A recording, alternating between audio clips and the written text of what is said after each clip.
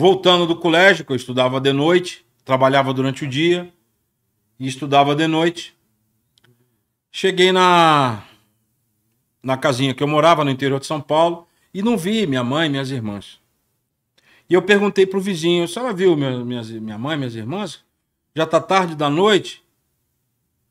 E ela disse assim, olha, Mário, que o meu nome é Mário, né? Mário Coimbra. Mário, é o seguinte, ó, o seu pai foi baleado. E meu pai era sargento do exército. Seu pai foi baleado e tá todo mundo lá na família de vocês, lá embaixo.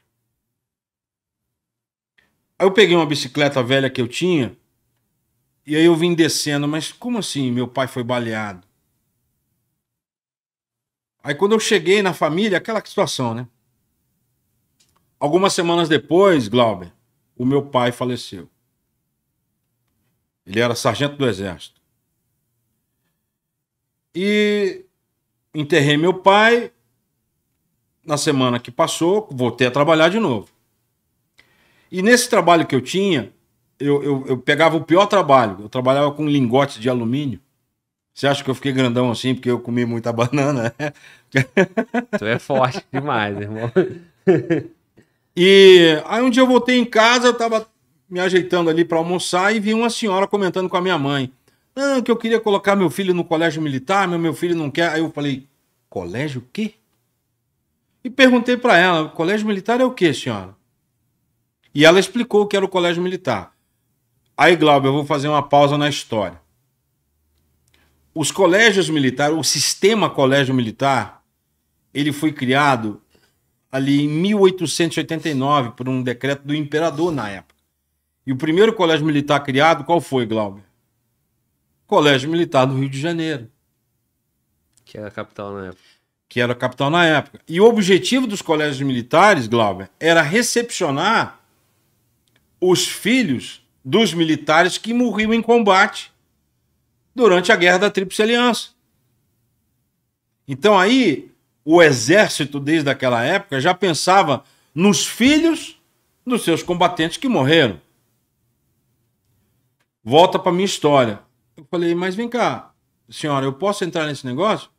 Ela falou, eu acho que pode, porque órfão de militar do Exército, da Marinha, da Força Aérea, eu acho que pode.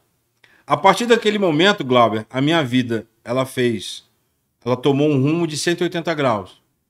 Em vez de eu voltar para a fábrica que eu trabalhava, eu fui para uma delegacia do serviço militar.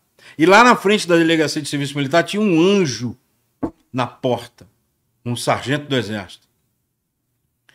Agora vai uma mensagem para todos aqueles sargentos do Exército. Ouçam, recebam as pessoas. Às vezes aquela pessoa que vem até você, ela precisa da sua palavra. E esse anjo chegou para mim e falou, o que você quer aqui, garoto? Eu falei, não, é que meu pai morreu tem uma semana.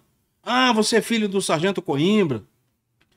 E o que você quer? Não, eu fiquei sabendo de um tal de colégio militar. Ele falou, olha, e tem até o encarte aqui, ó. E aí o sargento ligou para lá. Ele falou, ó, tem vaga lá. Eu falei, em qual colégio? Ah, tem no Rio de Janeiro, tem em Belo Horizonte, tem em Curitiba, tem em Porto Alegre. Eu falei, eu vou para onde? Aí ele falou, vai pro de Belo Horizonte porque eu servi lá. Eu falei, então eu vou para lá. E como é que eu faço para ir para lá? Não, vou mandar. Naquela época tinha fax, né? Mandou um fax. Ó, amanhã você volta aqui. Fui pro trabalho, fiquei quieto, voltei, fui pro colégio de noite. No outro dia não fui trabalhar e fui lá nessa delegacia de serviço militar. Ele falou, olha, você tem uma semana para estar se apresentando pronto lá. Já mandei a sua documentação aqui. Aí, Glauber, eu saí de casa com 14 anos completados. Peguei o dinheirinho que me sobrar, que me mandaram embora. Peguei minhas coisas, pedi benção da minha mãe. E ela falou assim, para onde você vai, meu filho? Eu falei, eu vou estudar, mãe. Eu tenho que estudar. A única oportunidade que eu tenho de sair dessa fábrica de alumínio é estudar. E aí eu fui sozinho para Belo Horizonte, no interior de São Paulo. Quando eu cheguei lá, aí começa a história. O primeiro comandante era um major. Espero que o senhor esteja me ouvindo. Major Jefferson, em 1984. E quando eu cheguei lá, Glauber, eu fui o último colocado. Eles têm um exame de suficiência, exame de sondagem. um exame de português e matemática. Eu fui o último. Aí o sujeito chegou e falou assim, olha, você tem que voltar um ano porque você vai repetir de ano. O colégio militar é muito forte. Eu falei, meu senhor, eu nunca retrocedo, eu só avanço. E na primeira semana de internato, quem apareceu foi o Major Jefferson. E eu olhei aquele caboclo, ele era grandão, só que ele era diferente, porque ele era diferente dos outros. Ele era um sujeito que falava pouco, que não usava palavrão, um cara imponente, ele impunha respeito. E ele usava um distintivo, igual esse aqui. E eu olhava aquele distintivo com medo, e uma vez ele me chamou, a gente chama do PC, né? Posto de comando, e todo mundo morria de medo dele. O meu número de aluno era 778, 778. História é, ele era carioca, história é essa? O senhor foi pego aí no final de semana lavando os caminhões e lavando as panelas do rancho. Então você vai ficar punido aí no final de semana. Aí eu cheguei para ele e disse assim, todo mundo morria de medo dele. Pô, imagina um garoto de 14 anos, um caipira falando com um major do exército. Eu falei, major, já que o senhor vai me prender, já vai me punir mesmo, detenção na ala, né? Aí o senhor já vai me dar uma cadeia mesmo, mas eu queria falar uma coisa. Porque você tá muito ousado, hein? Mas que base de justiça o senhor tá usando para me deixar no final de semana aqui, se o que eu tava fazendo era trabalhar? Então trabalhar é errado? Ah, mas você tava lavando o caminhão lá do... Mas você não é soldado? Sim, mas o soldado é que tá errado. Ele me deu um dinheirinho, não tem onde conseguir dinheiro. Aí eu ia nos caras do rancho, Glauber. Eu falei, e aí, meu irmão? Eu falei igual o Glauber. E aí, meu irmão? Deixa eu lavar as panelas pra você aqui, aí você me dá um dinheirinho, porque eu não tenho de onde conseguir dinheiro. De onde eu vim, eu trabalhava.